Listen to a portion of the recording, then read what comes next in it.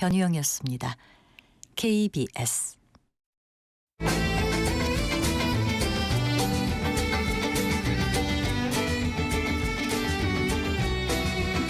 오늘을 함께하며 여러분의 내일을 응원합니다. 성공예감 이대호입니다.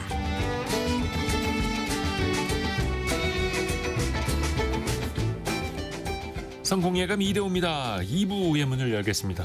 6월 19일 목요일 오전 10시 5분 함께하고 계시고요.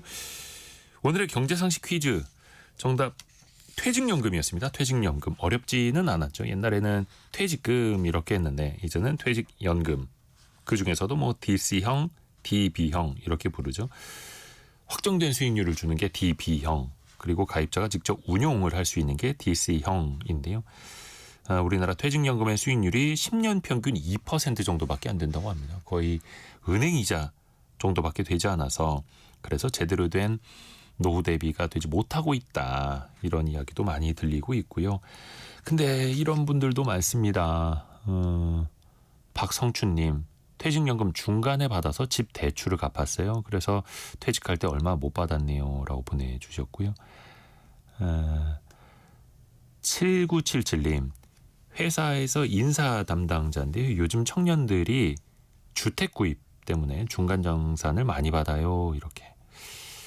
그러니까 어떤 분들은 집을 사기 위해서, 어떤 분들은 사업을 하기 위해서, 어떤 분들은 중간에 또 돈이 없어서 이걸 헐어서 쓰는 경우가 많은데 그래서 노후 대비가 더더욱이 힘들어지죠.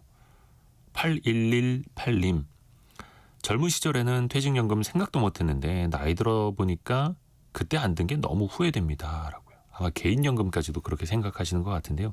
그래서 이렇게 콘텐츠를 하는 입장에서 생각해보면 특히 노후 대비, 퇴직연금 관련된 콘텐츠를 젊은 사람들이 사실은 많이 봐야 되는데 오히려 좀 늦으신 분들이 더 많이 보시더라고요. 나이대로 이렇게 분석해보면 그렇습니다. 그래서 지나고 나서 보니까 그게 꼭 필요했는데 라는 생각들. 성공예감 이대호입니다. 청취자분들은 더 늦지 않게 생각하시길 바라겠습니다. 2709님. 저에게는 성공예감이 퇴직연금입니다. 저희는 드리는 게 없습니다만 제일 좋은 퇴직연금은요. 계속되는 소득입니다. 예, 그래서 나이 들어서 또 소득 활동을 하는 게 건강에도 좋고 경제적으로도 또 좋다고 하죠. 1224님은 우리 회사는 운용 방식이 DB형뿐입니다. 어서 DC형으로 바꿀 수 있으면 좋겠습니다. 이건 회사에 적극적으로 요청을 하셔야 됩니다.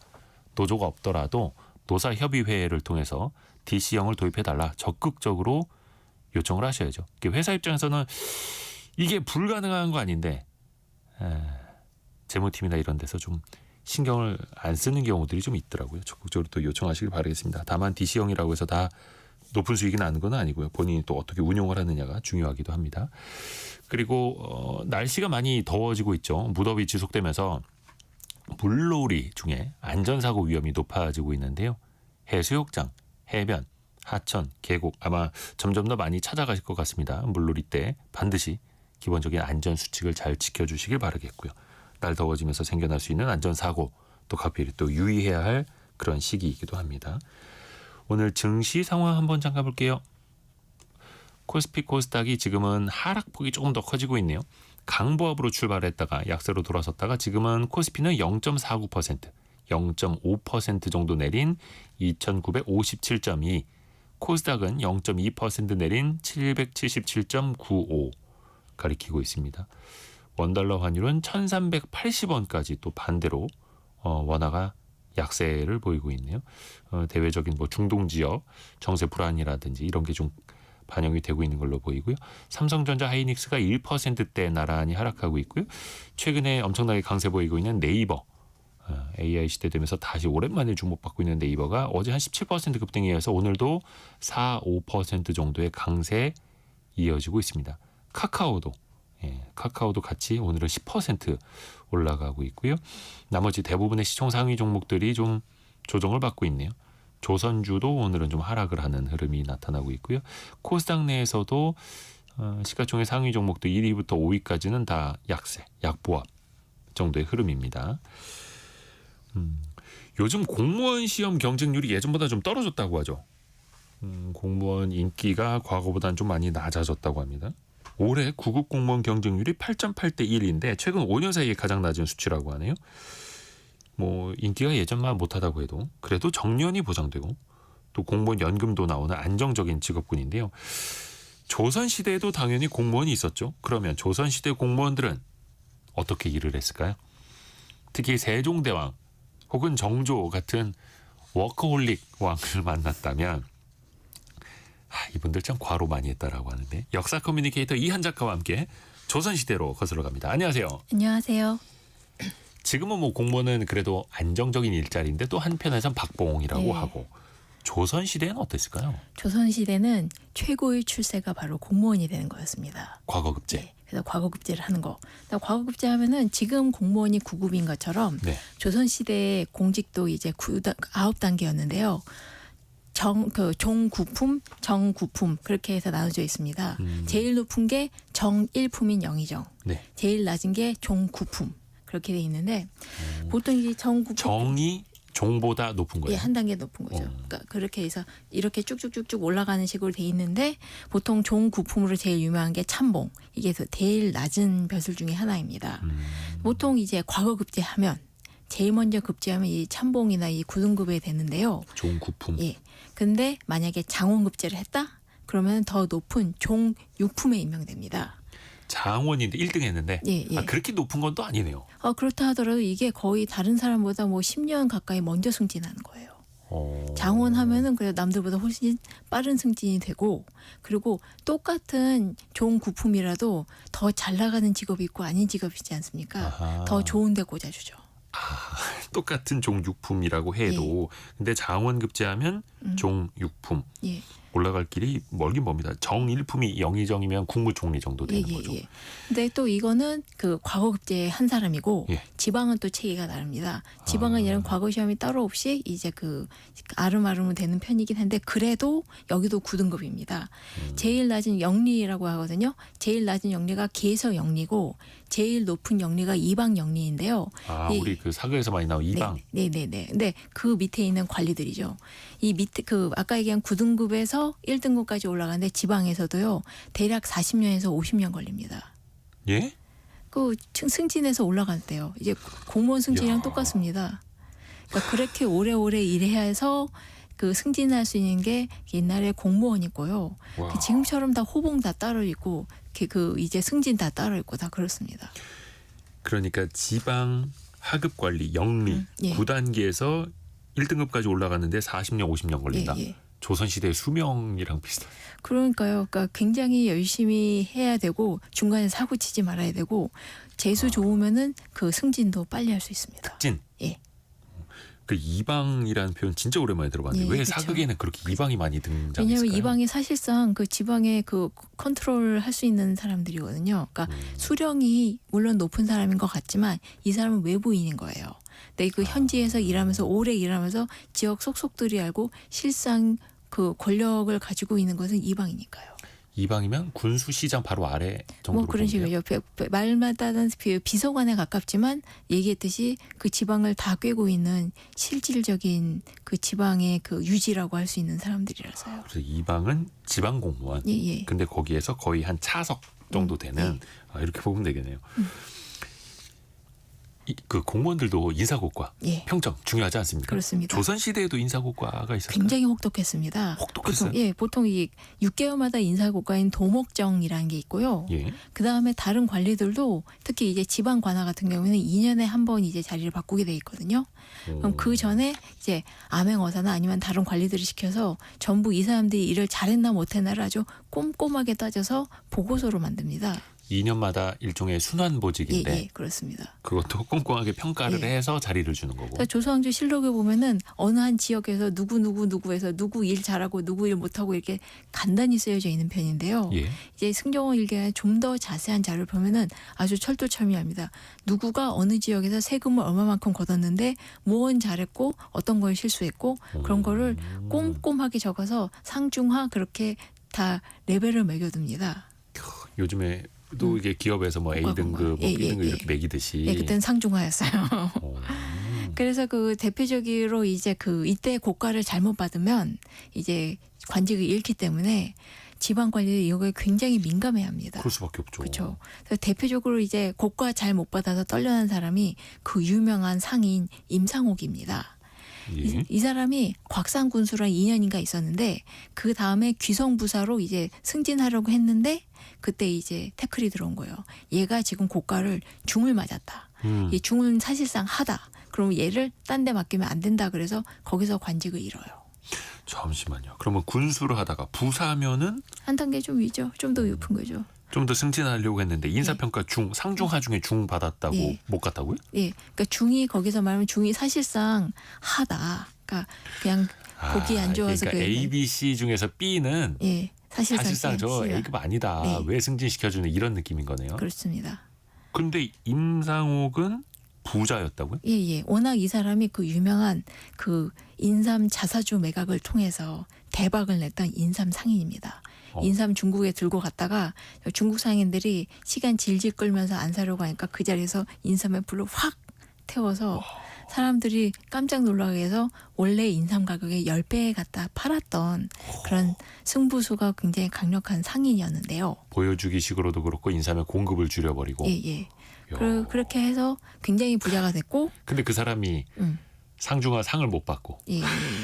그게 여러 가지인데 우선 이 사람이 관직이 된 게 예. 관리가 여서가 아니라 그 이재민에 대한 그 헌금을 어마어마하게 했거든. 막 1만 년씩 펑펑. 그렇게 해서 나라에서 야 네가 정말 수고를 했다 하면서 관직을 줬던 거예요. 특채예요? 예, 특채죠. 특채는 뭐 낙하산 그러니까 주변 사람들이 좋아했겠냐고요. 저 돈 주고 관직 산동 그렇게 해서 미운 털도 좀 바뀌었을 때고 그리고 늘 그렇지만 훌륭한 상인이 훌륭한 목민관이 될 수 있냐고는 그건 좀 아닌 것 같아요. 그러니까 여러 가지 이유가 있었을 것 같습니다. 어쨌거나 그런 경우도 있었다는 거죠. 특채가 됐고, 그러니까 부자여서 어떻게 보면 이제 낙하산으로 왔는데 옆에서 봤을 때는 일을 잘하는 것도 아니고 인사평가 중인데 저거 승진할 것 같으니까 막 탄원서 올리고. 그렇죠. 약간 그 차별도 있었을 거예요. 왜냐하면 이 사람은 결국 그 양인이지 상인이었지 양반은 아니었으니까요. 신분적으로도 예. 아이고 옆에서도 또 그냥 끌어내리는 사람도 있었던 거네요. 예, 그렇습니다. 워커홀릭 공무원들 예. 이게 자발적인 건지 비자발적인 건지 모르겠습니다만 얼마 전에 그 대통령실에 파견됐던 한 공무원 예, 예, 예. 과로로 또 쓰러지는 일도 있었는데 예, 저도 보고 근데 봤습니다. 거기뿐만 아니라 폭설 내리면 또 공무원들부터 출동하시고 예. 집중호우 수해 났을 때도 마찬가지고 아무래도 공무원이다 보니까 예. 굳은 일을 또 피할 수도 없고요. 조선시대에도 비슷했을까요? 그렇습니다. 그 관직에서 그 나라 일을 하는 분들이 열심히 일하는 건 분명 좋은 일입니다.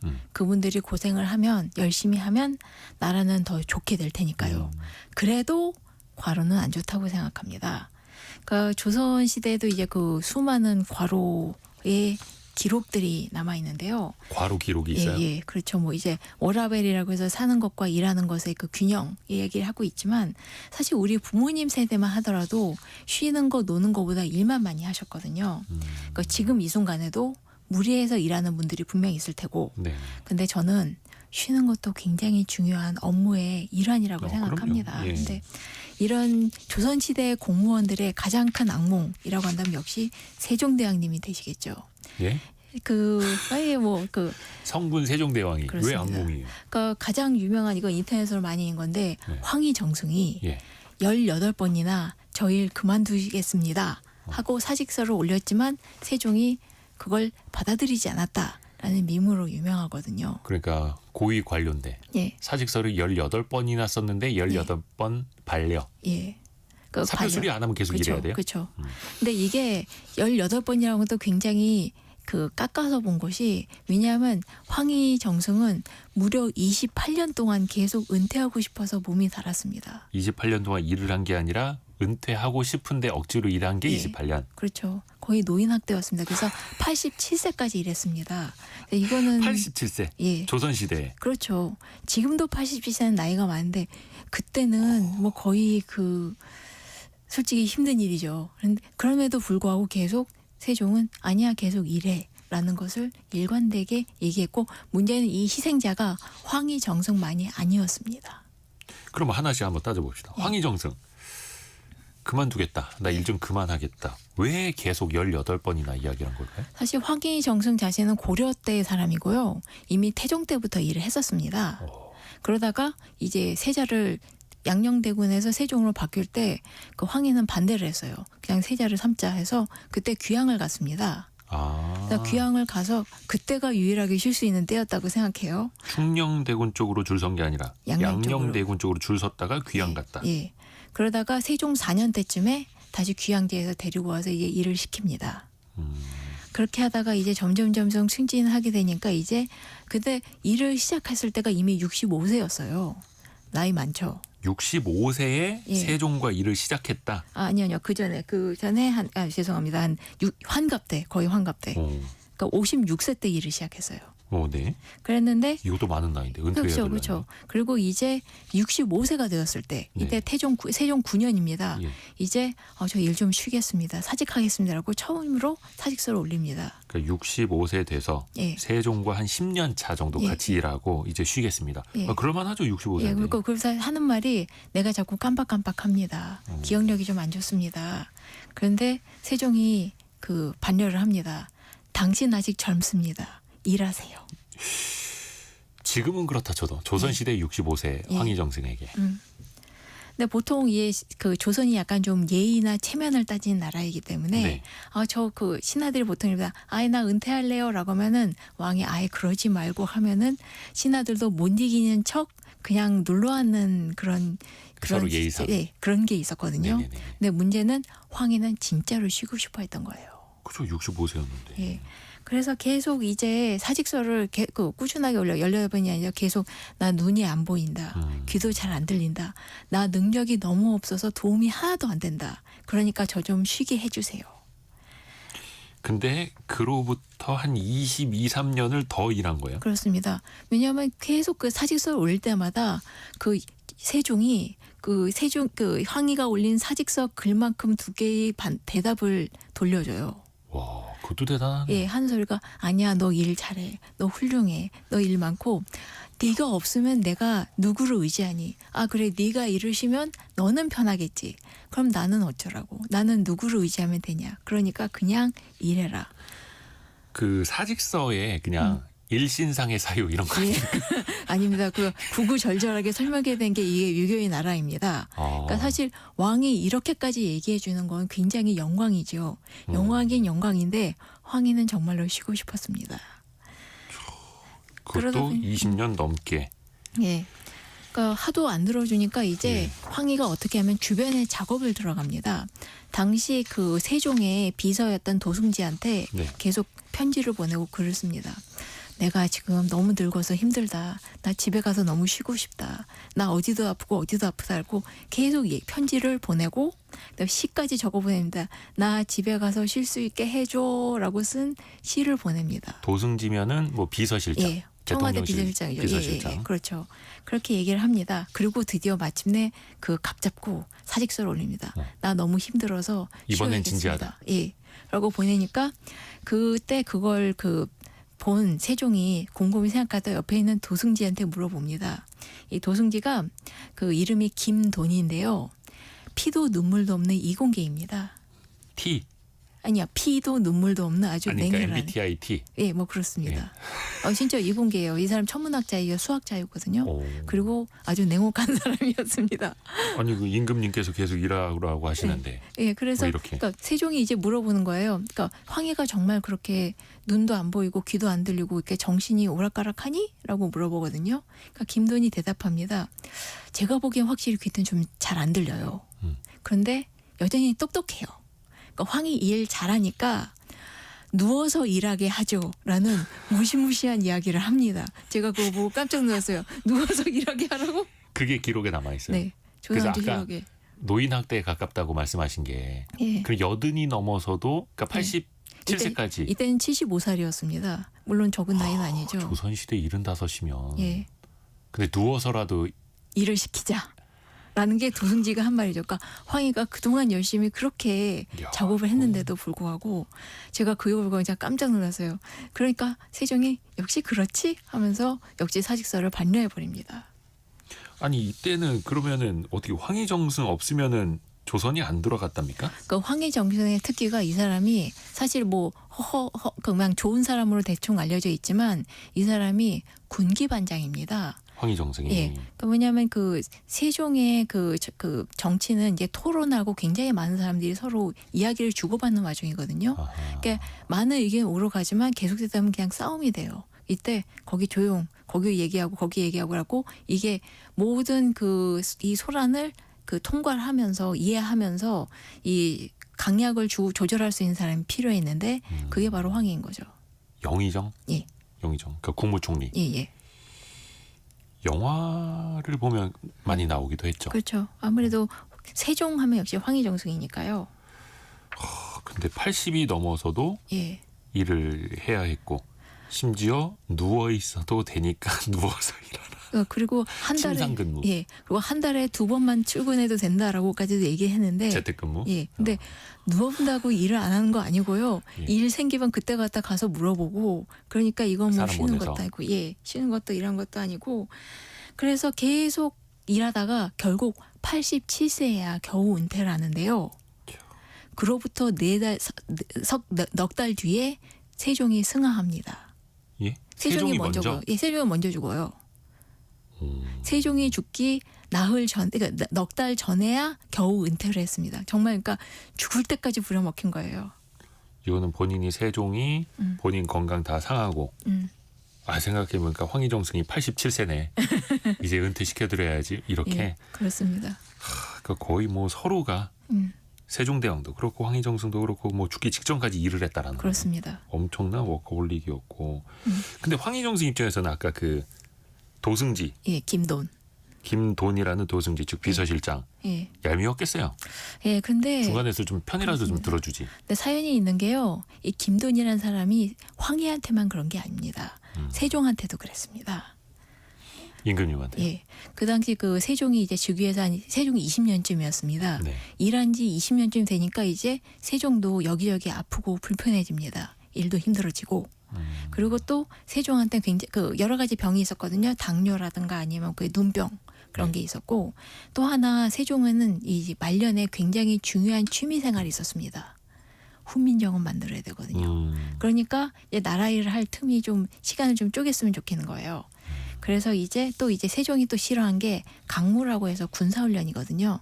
말 타고 이제 왔다 갔다 하는 건데 세종은 그 태종과 달리 몸 움직인 걸 몹시 싫어했습니다. 글 읽고 쓰는 건 좋아하는데 네. 군사훈련은 싫어했다. 예. 그러다 보니까 이제 신하들 이쪽도 이제 도승지한테 이제 작업을 하는 거예요. 나 이제 자꾸 몸도 아프고 또 눈도 안 보이고 그런데 세자한테 내일 좀 나눠주자. 라고 얘기하는데 그 도승지 김도는 여기도 칼같이 거절합니다. 특히 이제 몸 쓰는 거 군사적인 측면은 좀 세자한테 넘기자라고 예. 했는데 그러니까 명령이 두 군데에 나오면 안 됩니다. 그냥 일하세요. 그렇게 된 거예요. 그러니까 그 세종이 그래도 포기하지 않고 계속 나 일 좀 줄일래. 그 강무도 그렇고 그냥 세세한 일 거 다 내가 하지 않아도 될 일 몇 거 좀 사소한 것들 세자한테 넘길래라고 할까. 김도는 그 이야기 이전에 끝난 줄 알았는데요. 그냥 하셔야죠. 라고 해서 결국 세종이 화를 냅니다. 세자한테 맡길 거야. 라고 했더니 김돈이 그러면은 다른 신하들을 불러서 의논해서 이 다수결로 정합시다. 뭐 그런 식으로 얘기를 한 거예요. 지금으로 따지면 대통령이 좀 세부적인 일은 국무위원들이나 총리한테 좀 맡깁시다라고 했는데 대통령 비서실장이 그럼 국무위원들 다 불러서 의견 들어봅시다라고 예. 하는 건 똑같은 거예요. 그렇죠. 그러면 당연히 거기서 의논을 하면은 그 찬성표는 왕 하나만 나오고 나머지는 다 반대할 게 뻔하지 않습니까? 그러니까 임금님께서 계속해서 자기 일을 남한테 군사적인 측면도 떠넘기려고 그렇고 한다. 넘겨주면 안 됩니다. 그런데 이미 그 세종은 이제 화를 내고 있지만 이미 김돈이 불러서 황보이나 다른 신하들이 우르르 몰려옵니다. 그래서 아니 임금님께서 일을 빠지신다고요? 일을 빼시겠다고요? 그런 게 어디 있습니까? 라고 그 반대의 선봉에 선 게 바로 황이었습니다. 황희정승이 아니 임금님이 어떻게 일을 빼십니까? 그러니까 세종이 나 여기저기 아프고라고 했대. 이때 황희가 한 말이 재밌는 게 네. 지금 당신 나이가 40살인데 임금님 당신 나이가 40살인데 다른 사람은 이때 사회 초년생으로 처음으로 관직을 신학할 젊은 나이다. 그러니까 그냥 일을 하세요. 서로 예. 세종, 황희정승, 김돈 이 사람들이 그냥 다 물려 있는 거네요. 예, 서로 누가 감히 일을 빼려고 하냐. 누가 쉬어? 여기다- 그렇죠. 누가 휴가 내나 보자. 예. 그렇죠. 그게 상대가 임금님이라도 절대로 용서가 없었던 거죠. 스스로가 예, 재밌습니다. 거의 워커홀릭의 지옥도라고 할 수 있습니다. 6261님이 백성에게는 성군이지만 신하들에게는 악마 같았을 듯 크크 이렇게 보내주셨네요. 예. 그러니까 사실 이렇게 열심히들 하셨으니까 세종시대에 그렇게 어떻게 보면 태평성대 있고 그게 지금까지 남아있는 건데 아까 박미영님이 그러면 그 도승지 김돈이라고 하는 그분은 몇 세까지 일하셨나요? 그분도 누워서까지도 일하셨는지 궁금합니다. 미리 얘기를 드리면 56세에 돌아가셨는데요. 예. 명백하게 과로사입니다. 이분도 예. 김돈이라는 도승지도 예. 이분도 사실 가해자 같지만 피해자 같은 사람이거든요. 서로 갔어. 예. 워낙 이 사람은 젊었을 때 이제 그 문명이 있었고 아까 얘기했듯이 천문학자입니다. 그 관료이면서도 수학을 되게 잘했어요. 그래서 충녕대군이 나랑 같이 좀 그 왕자 시절에 인사를 하려고 했는데 네. 김돈이 이제 거절했습니다. 아, 이게 사서론 관계 가지면 안 됩니다.라고 하다가 이제 충녕이 세종이 되면서 이제 왕의 신하가 됐죠.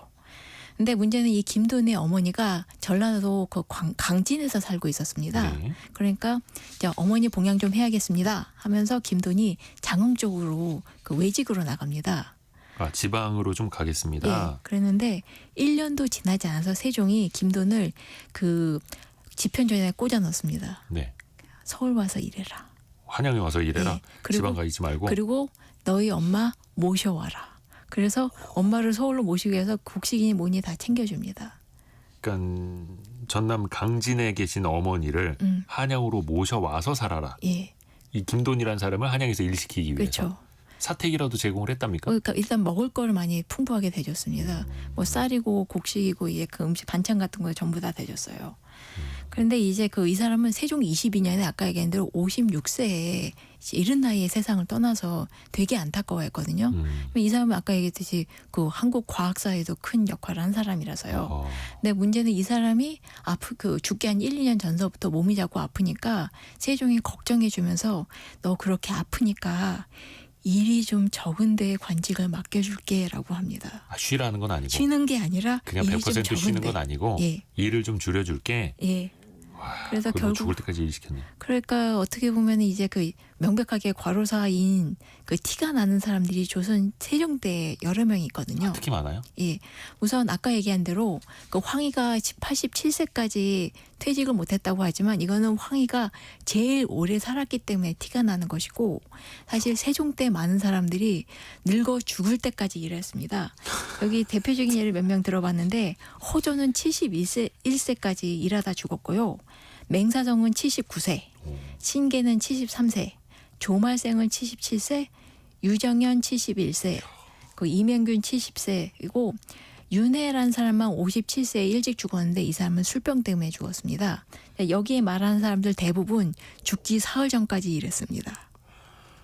아니 이분들이 다 세종대왕 시절에 예, 고위 관료들. 관리들이었습니다. 예, 기본이 70세 이상이네요. 예. 그러니까 아니, 죽기 직전까지 계속해서 일을 시켰다. 그렇습니다. 특히 여기에 조말생이나 유정원은 정말 죽기 사흘 전까지 계속 일했어요. 심각하네요. 지금으로 따지면 이거 뭐 주 52시간제 근무 위반은 물론이고 예. 거의 중대재해처벌법으로 세종대왕 그렇습니다. 어디 불려가지. 그러니까 너무들 나이가 들고 힘드니까 한번 건의를 했어요 왕한테. 지금 요즘 의정부가 나이들이 너무 많아서 40, 50만 돼도 막내가 된다. 의정부면은 뭐 검찰 경찰 같은. 아니 거의 국무회의죠. 아, 국무회의, 예, 국무회의. 예. 그러니까 그 나이들이 너무 많은 사람들은 좀 은퇴 좀 시키자라고 했는데 세종이 거절합니다. 그냥 거의 국무회의장이 다 70대로 채워져 있다. 예, 거의 그 마지막까지 한 방울까지 짜낸 그런 일이었습니다. 물론 좋게 보면 이를 사랑하신 세종대왕, 예, 나쁘게 보면 그만큼 신하들을 너무 이제 세게 부렸다. 아니 그러면은 젊은 관리들도 있었을 거 아닙니까? 예. 능력 좋은 젊은 관리들도 분명히 있었을 텐데요. 예. 그러니까 세종의 인사에 좀 특징이 있는데요. 그러니까 잘하는 사람이고 못하는 사람이고 웬만한 한 자리 두면 바꾸질 않습니다. 그 대표적인 케이스로 이제 백성들을 구휼하다가 백성들이 굶주린 사람이 나왔다. 그러면 그 잘못한 관리를 잡아다가 그 자리에서 곤장을 쳐요. 네. 곤장을 친 다음에 예. 그 사람을 갈아치우지 않고 계속 그 자리에 맡깁니다.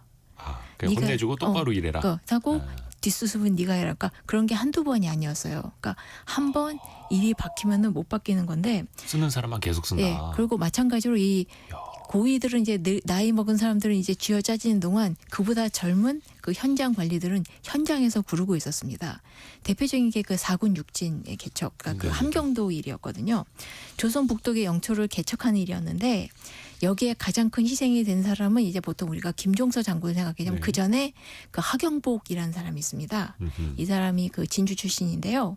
워낙 이 사람은 무과 출신이고 굉장히 스펙터클하게 살았는데 이 왕자인에 휘말려 죽을 뻔했다가 태종 때 이제 발탁이 돼서 네. 한 번 함경도에서 일을 했었습니다. 근데 그때는 이제 함경도에서 좀 이제 실패하고 돌아왔었는데요.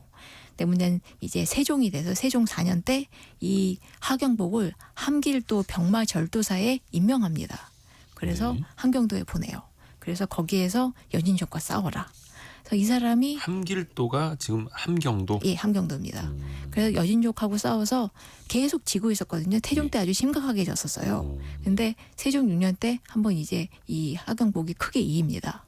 그래서 예, 그랬는데 워낙 그 지방 관제가 아까 얘기한 대로 2년 텀으로 바뀌게 돼 있습니다. 네. 그래서 이제 하경복이 이제 게다가 이 사람 고향이 진주고 어머니가 아직 진주에 계셨어요. 그러니까 얼마나 남쪽 고향이 그리웠겠습니까? 그래서 이제 저 이제 돌아가고 싶은데요 라고 어필했던 모양인데 세종이 답장을 보냅니다. 수고가 많다. 네가 2년 동안 일했으니까 돌아와야 되는데 아무리 돌아봐도 너만한 애가 없더라. 그러니까 중국 보니까 거기는 한 수십 년씩 근무하던데 그러니까 일 잘하고 더 얘기 안 할게. 그렇게 편지를 보내버립니다. 그러니까 한반도의 거의 남쪽 끝에서 태어난 사람을 예. 한반도의 북쪽 끝에 보내놓고 예. 일 잘하니까 거기 계속 있어라. 그렇습니다. 그래서 이제 그러니까 계속 일은 하는데요. 그러니까 계속 어필하죠. 집에 가고 싶어요. 집에 가고 싶어요. 그러니까 한 번은 세종이 부하 중에 한 사람 보내서 네. 너 거기 하경복한테 가봐서 걔가 정말로 힘든지 보고 필요한 거 있는지 좀 알아봐라. 근데 만약에 이 보낸 사람이 김동 같은 사람이면 걔 별로 안 있는데요? 라고 했던 모양입니다. 계속 일합니다. 그래서 이게 그러면은 그 사이에 고향은 보내줬습니까?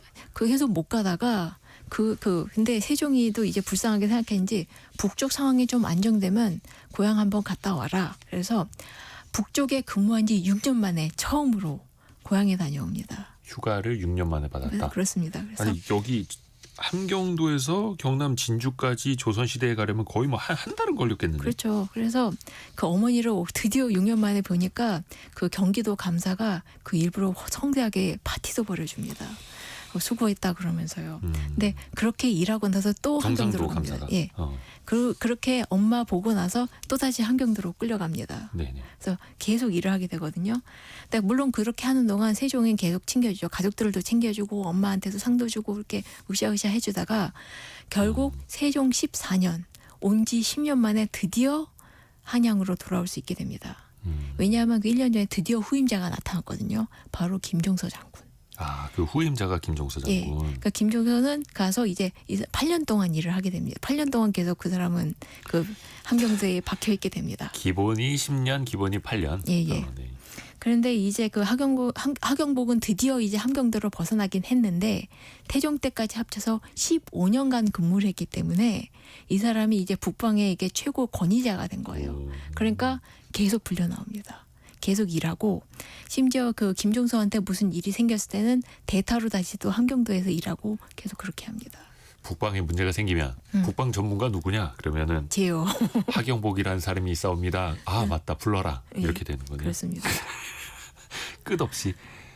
박상영님이 조선시대에는 혹시 여름 휴가가 없었나요? 관료들 고생만 했네요. 이렇게 보내주셨는데 정기 휴가 같은 게 있었습니까? 휴가는 있긴 있었습니다만 그 세종은 별로 이렇게 휴가를 심지어 그 부모님 장례 때 있었거든요. 부모님 장례는 보통 그 3년 동안 3년 장치로. 예, 3년 상주 치르니까 어쩌면 그게 휴가일 수도 있었습니다만 세종은 한 100일만 하고 돌아와서 일해라라고 했습니다. 그러니까 휴가 쓰는 거 싫어하는 직장 상사. 예, 제가 예전에 한번 여기에 나왔던 윤회라는 사람이 있었는데 이 사람은 어머니가 돌아가시고 나서 절절하게 편지를 씁니다.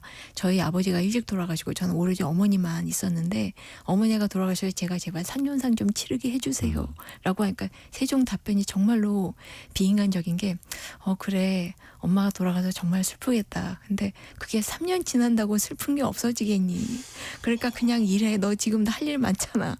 너 지금 해야 될 일 요거 있고 요거 있고 요거 있는데 네가 그냥 계속 슬퍼해봤자 무슨 생이 그냥 일해라.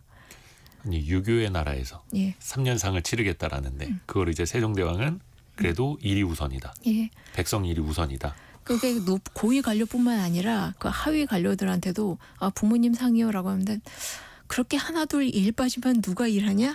라는 그런 얘기도 했습니다. 근데 아까 그 70 넘어서까지 세종 시절에 같이 일했던 사람들 곽정대님이 왜 그 사람들이 유명했는지 이해가 되네요. 아까 그 하경복 예, 그러니까 함경도에서 10년 만에 한양으로 돌아온 거죠. 예. 그 이후에는 어떻게 됐을까요? 당연히 일 시켰습니다. 끝없이. 예. 그래서 이제 나중 그 계율신작을 그 군사에 대한 책도 썼어요. 근데 이제 어머니가 당시 75세셨거든요. 네. 물론 세종의 그 관직에서 아직 현역이겠지만 그래도 일상적으로 나이가 많았기 때문에 그 하경복이 세종한테 말을 올립니다. 저희 어머니가 75세십니다. 그러니까 진주에 계시는데 저 고향에 좀 내려가서 우리 어머니 봉양 좀 하겠습니다. 네네네. 라고 얘기했는데 세종의 대답이 굉장히 재미있었어요. 네 동생이 김해에 있잖아. 네 동생한테 엄마 봉양은 네 동생한테 맡기고 너는 그냥 여기서 일해. 진주랑 김해랑 가깝잖아. 예, 예. 뭘 이렇게 한양에서까지 멀리 가니 그렇습니다. 이렇게. 예. 그래서 정말 그래서 근데 나중에 하경복은 의외로 젊은 나이에 죽었어요. 그러니까 그 나중에 고향에 돌아가서 1년 만에 세상을 떠났는데 이때 62세밖에 안 됐습니다. 그러니까 세종이 오랫동안 일을 시킨 사람 치고는. 예. 근데 야. 무관이었으니까 뭔가 이제 다른 거는 없어서 체력은 튼튼했을 것 같은데 아마 지병이 아니었을까 싶습니다. 이렇게 일찍 죽은 걸 보면. 아니 그렇게 또 고생을 하고 일을 많이 했으니 예. 과로가 이제 누적이 되는 거니까. 그래도 무과했는데. 권예솔님이 왜 이렇게 재밌는 거예요? 역시 뒷담이 재밌네요. 이렇게. 어디 가서 세종대왕의 뒷담화를 들어보겠습니까 우리가? 그렇습니다. 이런 게 또 역사 속의 기록으로 다 남아 있는 거잖아요. 그렇죠. 그래서 찾아보면 그 재밌습니다. 세종대왕 본인만 이렇게 일을 한 게 아니고 그렇죠. 그 신하들도 같이. 그렇죠. 그러니까 그런 위대한 업적들이 또 지금까지 남아 있는 거고 우리가 그걸 또 같이 쓰는 거죠. 그래도 과로는 안 좋다고 생각합니다. 적당히 그럼요. 쉬고 휴가도 받고. 박복남님이 이대호 기자님 성공예감의 황희정승이 되어주세요. 87세까지 네. 한 43년 남았네요. 네. 오, 충분합니다. 근데 세종대왕만 그랬을까요? 그렇지도 않습니다. 여전히 사람들을 험하게 부려먹는 사람이 왕이 또 하나 있었죠. 바로 정조요. 정조. 예. 역시 위대한 임금들은 일을 잘했고 일을 많이 했고요. 정조는 어땠습니까? 이거 정조는 여러 가지 사례가 있긴 하지만 이건 좀 특이한 재미있는 사례가 있습니다. 정조가 많이 했던 일 중에 바로 활자를 만드는 거였거든요. 이 사람 치세 동안에 활자가 거의 한 100만 자 만들었을 정도인데 옛날에 활자를 만드는 것은 붓글씨를 쓰고 뒤집어서 나무판에 붙이고 깎아내는 거. 그리고 이게 만약 금속 활자면 좀 더 자금이 많이 들어가죠. 그런데 그러려면 일단 예쁜 글씨체가 있어야 됐습니다. 예쁜 글씨체. 예. 근데 정조가 이제 얘기한 거예요. 그러니까 자기가 좋아하는 오경백판이라는 책을 만들어야겠는데 활자를 만들어야겠다. 예. 근데 예쁜 글씨체가 필요하다. 그러면서 지금의 대구인 경상가명에 연락을 줍니다. 거기서 글씨 잘 쓴 애들 몇 명 좀 뽑아 보내라. 네. 그렇게 됩니다. 얘기했듯이 지방 관용은 그 관리는 이제 그 서울의 관리하고 좀 다르거든요. 과거 시절 제도를 통과하는 게 아니긴 했는데 어쨌거나 경상 가명에서 일하던 5명의 관리들이 그래서 임금님 명령으로 짐을 싸들고 서울로 출장을 옵니다. 오, 글씨 잘 써서 예. 대구에서부터 서울까지 출장 갔다. 예. 근데 그 써오게 된 이유가 당시 서울은 글씨체가 예쁘고 가녀린 글씨를 유려한 글씨고 세련되다고 여겼거든요. 예. 근데 정조가 개혁군주의다 뭐다 하지만 사실 취향은 굉장히 올드한 보수 타입이었습니다. 그래서 정조가 좋아하는 글씨체는 뚱뚱하고 중후한 글씨. 실제로 저쪽 지금 박물관 같은데 이제 정조의 어필들이 남아 있는데요. 굉장히 글씨가 중후해요. 두꺼워요.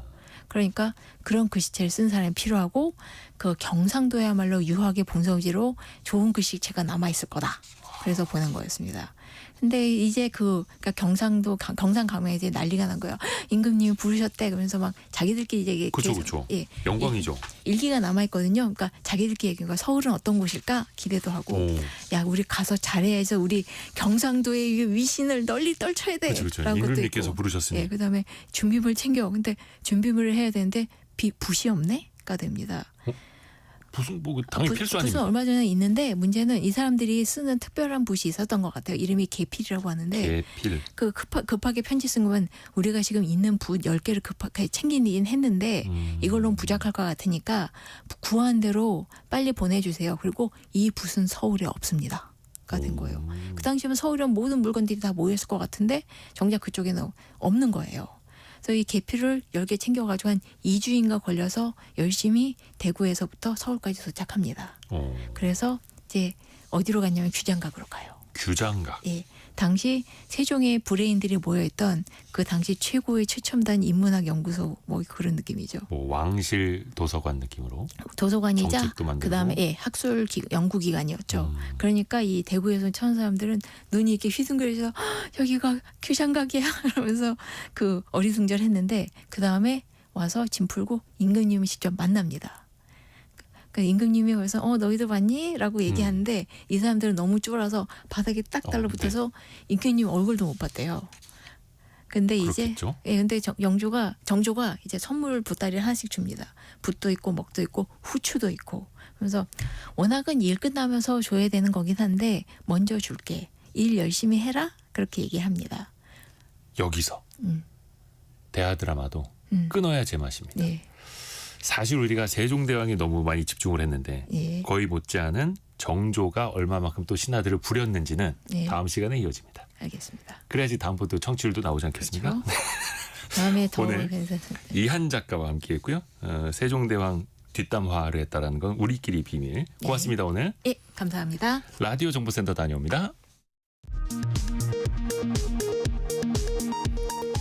이재명 정부 인수위원회 역할을 하는 국정기획위원회가 각 부처의 업무 보고가 매우 실망스럽다며 보고를 다시 받겠다고 예고했습니다.